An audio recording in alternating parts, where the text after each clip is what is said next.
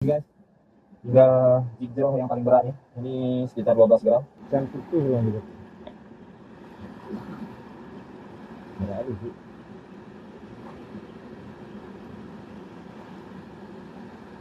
Strike.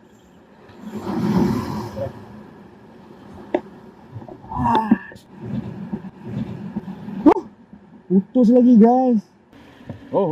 Oke. Hook up. Udah sampai.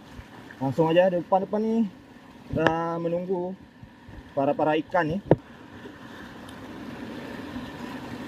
Jangan sampai mocel aja guys. Oke. Hai. Ini hasil sementara. Jika kalian menyukai video ini, jangan lupa subscribe dan nyalakan notifikasinya. Terima kasih.